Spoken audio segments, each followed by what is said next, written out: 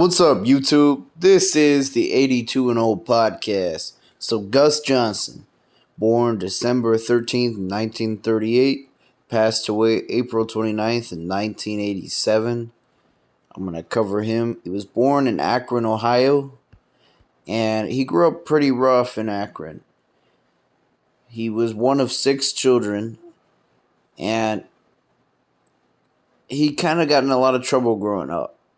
What I mean by this is he didn't really take school serious, and he would frequent bars and pool halls, but he didn't get into legal trouble. It was more like petty trouble.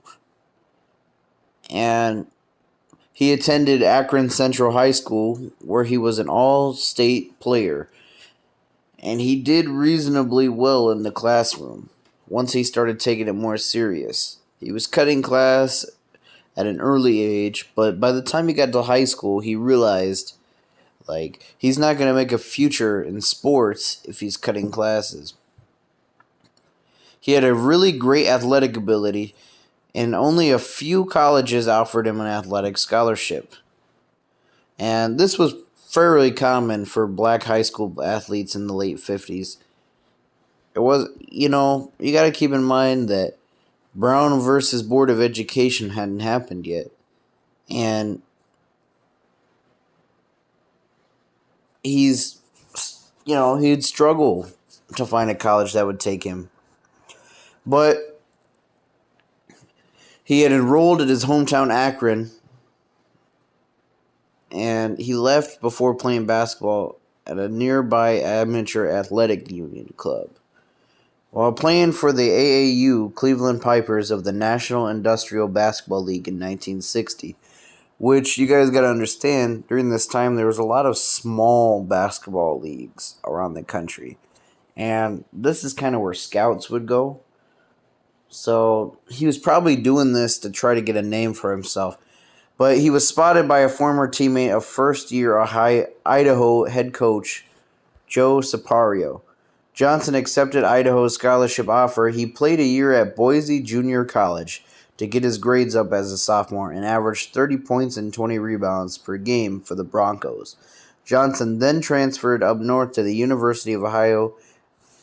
I don't know why I said Ohio. In Moscow in 1962. The Vandals had a .500 record at 13-13 in the 61-62 season. And he had an immediate impact, and they won their first 5 games, where they went 12-2 through January. Idaho was actually undefeated through January with Johnson. But due to the NCAA rules, junior college transfer originally enrolled at a 4-year school. At the time, he was allowed to play regular season games only, not tournaments. The Vandals went 1-2 without him in the Far West Classic in late December in Portland. And the victory was a 1-point over WSU. A week earlier with Johnson, the Vandals routed the Cougars by 37 points in Moscow. And Johnson would get his nickname in college, Honeycomb, because of his sweet play. That's what they started calling him.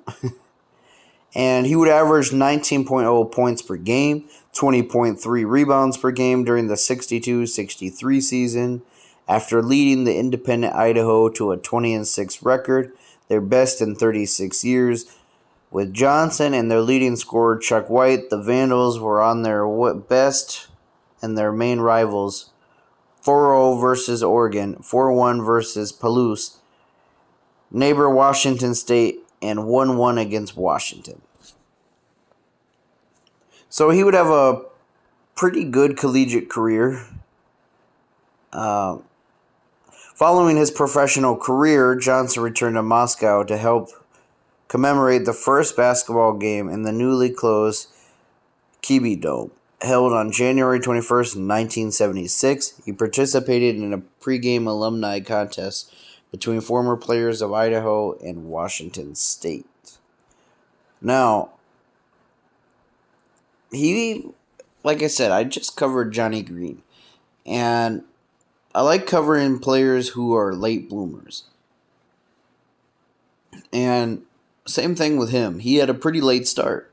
So when he got drafted to the Baltimore Bullets, he was 25 years old. Although I should say he was selected by the Chicago Zephyrs, which changed their name to the Bullets and moved to Baltimore the following season. But he was drafted in 63. And he had an immediate impact there in Baltimore. So he puts up 17.3 points per game, 13.6 rebounds per game. Although the Baltimore Bullets themselves weren't exactly a good team, they didn't start becoming a better team towards the late 60s. By the time Wes Unseld and Elvin Hayes were there. So, unfortunately, they didn't have much of an impact. Or he didn't have much of an impact in terms of them winning a championship or anything. He would play with Baltimore up into the 71-72 season.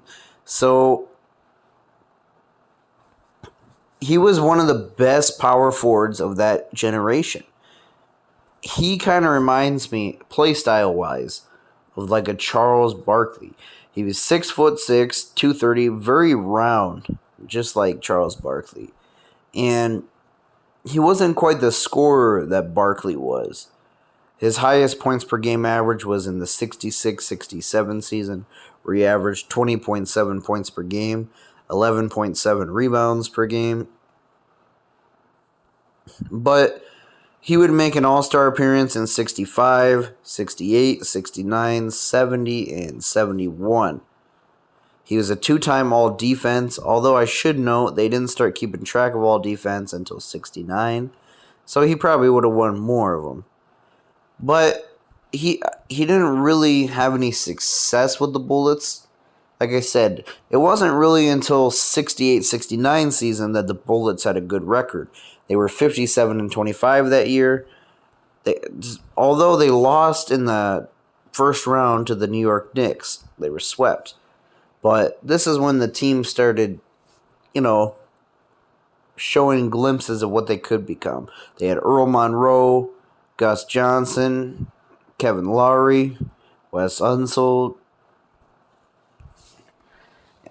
And in the 70 season, they would lose in 7 games again to the Knicks. Or lose in 7 games to the Knicks in the first round. And, Gus was kind of like their defensive anchor. Him and Wes Unseld. They were a nasty defensive team. And by 71, they made it to the finals. This would be Gus Johnson's first NBA Finals appearance. Despite their record going 42-40, the team had dealt with some injuries. And so that's kind of why their record was 42-40.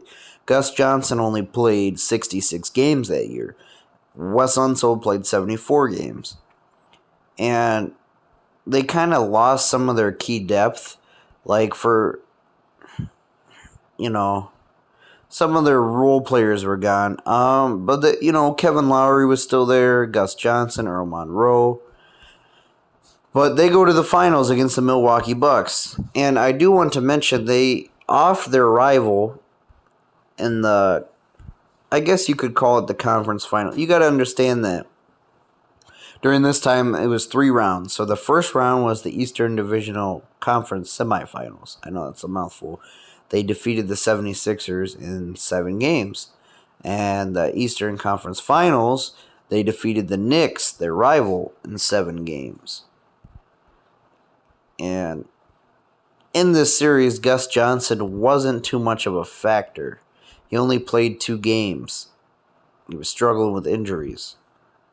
But they offed the Knicks. And by the time they made it to the finals against the Milwaukee Bucks, it was a very lopsided NBA Finals. The Bucks would sweep them 4-0. And Gus Johnson would only play 2 games in the NBA Finals, too. putting up 10 points per game, 7 rebounds per game. And I wish I could say this Bullets team ran it back, but lo and behold, they would lose in the first round against the New York Knicks. And by this time, Gus Johnson, his play style was starting to, I don't want to say diminish, but his role was starting to diminish. So in 71-72, because of injuries, his numbers were starting to drop. He only played 39 games in the 71-72 season, and he averaged 6.4 points per game, 5.8 rebounds per game. So it was starting to look like he was washed at this point of his career. And he was dealing with a lot of injuries. Mostly knee injuries, from what I've read. And it's kind of sad because, I consider this team a what if. I know they won a championship eventually in 78, but what do you think would have happened if this team would have stayed healthy early on, with Earl Monroe, Wes Unseld, Gus Johnson? It's a what if for me. Maybe they wouldn't have won, maybe they would have won. But they traded for Elvin Hayes the next season, which meant, he was taking a back seat to Elvin Hayes. Because who are you going to start at this point, Elvin Hayes or Gus Johnson? And he was traded to the Phoenix Suns in the following April. And that was in the 72-73 season. And I really wish I could say he did much on the Suns, but he didn't. It's pretty sad. He only averaged 7 points and 6 rebounds, and the Suns would waive him. Although, that very season, right, he would sign a contract with the Indiana Pacers, who were in the ABA, a whole different basketball league for anybody who doesn't know. So he gets waived by the Phoenix Suns in the NBA, then he signs a contract with the Indiana Pacers. And he would technically become a champion because the 73 Indiana Pacers won the ABA championship in 7 games against the Kentucky Colonels. And so you can technically say Gus Johnson is a champion. He played 6 games in that series, putting up 2 points and 4 rebounds. Just injuries really took away a lot of his step. And he would retire after the end of that season. He only played 10 seasons because his knees were hurting so bad. And I wish I could say he was still with us today. Unfortunately, he had a battle with brain cancer. And he died at the age of 48 on April 29th, 1987. It's really sad. But I do know he was really loved by his teammates. Every time you read about this guy, you hear people like Earl Monroe talking about how much he enjoyed playing with him. And to describe his play style, like I said, he was like a Charles Barkley. But he had a really good vertical leap, and he would just fly through the air for slam dunks. He could break backboards. He could dunk from the free throw line. And to quote Dr. J, the first time I saw Gus on television, I had never seen a player dominate a game so much. Gus was the Dr. J of his time, and anyone that ever had the privilege to see him play will never forget that great basketball experience. And Wes Unseld said, Gus Johnson was one of the greatest players I ever played with or against. Dave DeBusschere said, Gus was probably one of the roughest players I have ever played against. He was not a dirty player. He was one of the most tenacious competitors ever to play the game. If he played today, Gus would be a human highlight film, said Slick Leonard. So everybody spoke pretty highly of him. And he is, in my eyes, probably top 5 power forward of that era. He's in the Hall of Fame. Like I said, he's a 1973 ABA champion, 4-time All-Star, or a 4-time All-NBA, I should say, 5-time All-Star, 1964 All-Rookie, 2-time All-Defense. So that's Gus Johnson's story. Rest in peace. Let me know what you guys think down below. Thanks for watching.